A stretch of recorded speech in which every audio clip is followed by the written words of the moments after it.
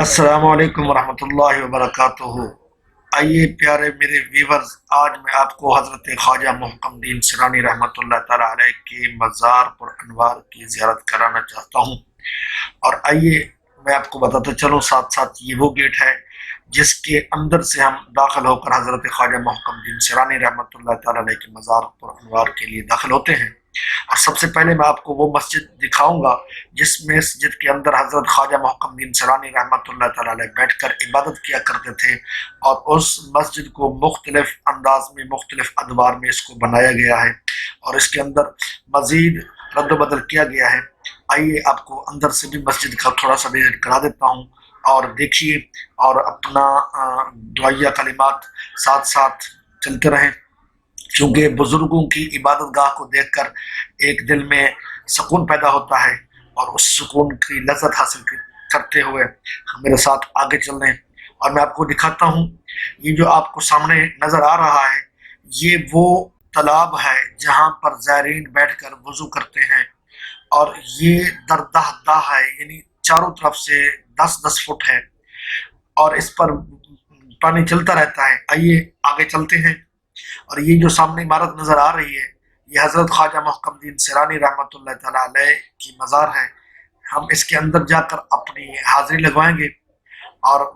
مزار پر انوار کی آپ کو بھی زیارت کرائیں گے۔ تو انشاءاللہ العزیز آپ حضرت خواجہ محکم الدین سیرانی رحمۃ اللہ تعالیٰ علیہ کی مزار پر انوار کی زیارت کریں اور اپنے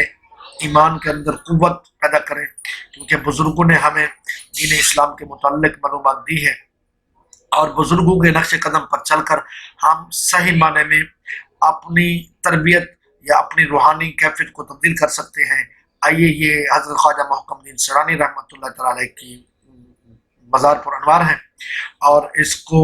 جہاں پر رک کر ہم فاتحہ پڑھیں گے، اور آپ کو یہ بتائیں گے کہ فاتحہ میں کیا طریقہ ہے، کس طرح فاتحہ پڑھنی چاہیے۔ حضرت اعلیٰ حضرت عظیم البرکت علیہ الرحمہ کے مسئلے کے مطابق یا ان کے فتوے کے مطابق یہ ہے کہ مزار پر انوار کے قریب، یعنی 4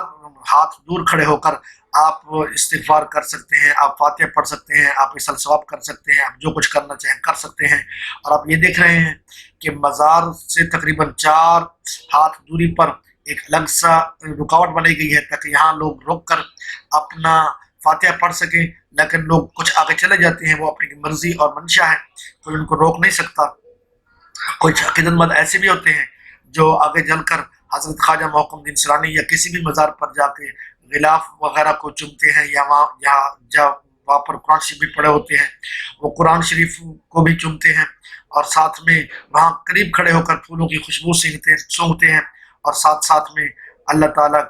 کے کلام کو پڑھ کر، فاتحہ پڑھ کر، اور بزرگوں کی روح کو اصل ثواب کرتے ہیں، اور اس کے بعد اللہ تعالیٰ کی بارگاہ میں ان بزرگوں کا وسیلہ پیش کر کے دعا مانگتے ہیں، اور اس دعا کے اندر جو الفاظ استعمال کرتے ہیں، جو پڑھے لکھے لوگ ہیں وہ یہ کہتے ہیں کہ یا اللہ، ان بزرگوں کے صدقے ہمارے لیے بہتری فرما، یا ہماری مشکل کو حل کر دے۔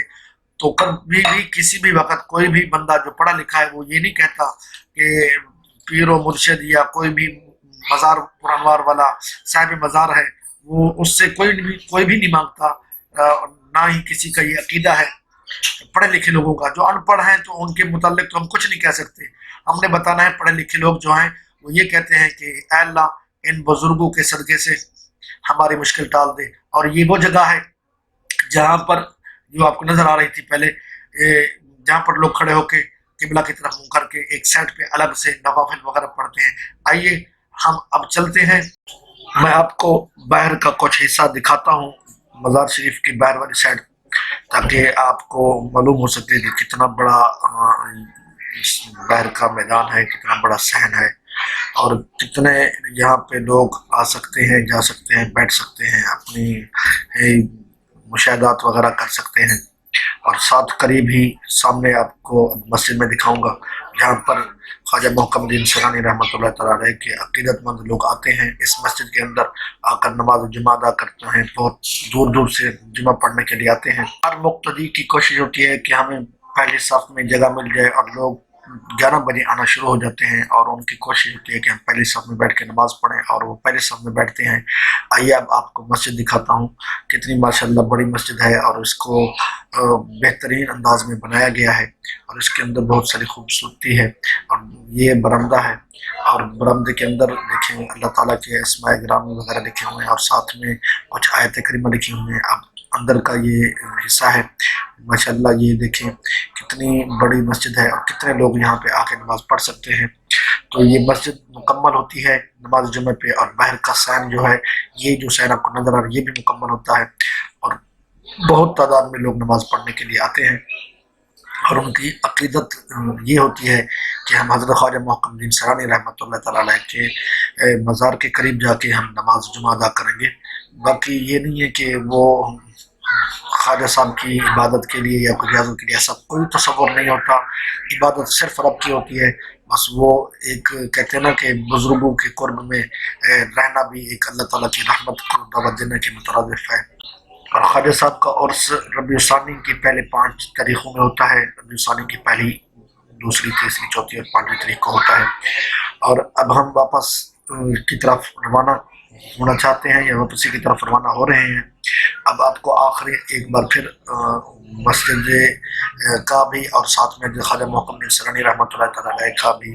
आखिरी बाहर का हिस्सा दिखाते चले। ये बाहर का हिस्सा है, और माशाल्लाह काफ़ी बड़ा सैन है, और बहुत बड़ी जगह है, और साथ में ये प्यारा सा दरख्त भी लगा हुआ है। और इस दरख्त पर जब परिंदे आकर बैठते हैं और उनकी जब आवाज़ें निकलती हैं, तो बहुत प्यार का सुकून होता है, बहुत मोहब्बत बड़ा सुकून होता है, अजीब कैफियत होती है यहाँ की आवाज़ें सुनकर। तो मैं पहले बता चुका हूँ, जिस गेट से हम दाखिल हुए थे, अब हम उसी गेट की तरफ जा रहे हैं ताकि अपनी वीडियो को मुकम्मल करें। मैं उम्मीद करता हूँ कि मेरे नाज़रीन इकराम ने ये हज़रत ख्वाजा मोहकमुद्दीन सरानी रहमतुल्लाह तआला अलैह की मज़ार की ज़ियारत की होगी, और उनको बहुत सुकून मिला होगा और मज़ा आया होगा, और लोगों ने दुआएं भी की होंगी, क्योंकि ये वो जगह है, ये वो इलाका है जहाँ पर बुजुर्गों के कर्ब में रहकर लोगों की दुआएं कबूल होती हैं। गेट से जैसे ही हम बाहर निकलते हैं, तो बाहर बाजार है, जहाँ से लोग अपने घरों के लिए तोहफ़ वगैरह लेकर जाते हैं, या यहाँ पर जब मज़ार के अंदर आते हैं तो वो शय चीज़ लेकर ख़त्म के लिए ले जाते हैं, और ख़त्म पढ़ते हैं, सलसलात करते हैं। उम्मीद करता हूँ कि आज की ये मेरी वीडियो आपको पसंद आई होगी। अगर आपको पसंद आई है तो प्लीज़ इसको आगे शेयर करें, ताकि बहुत सारे लोग इसको देख सकें, और हज़रत ख्वाजा मोहकमुद्दीन सरानी रहमतुल्लाह तआला अलैह की मज़ार को भी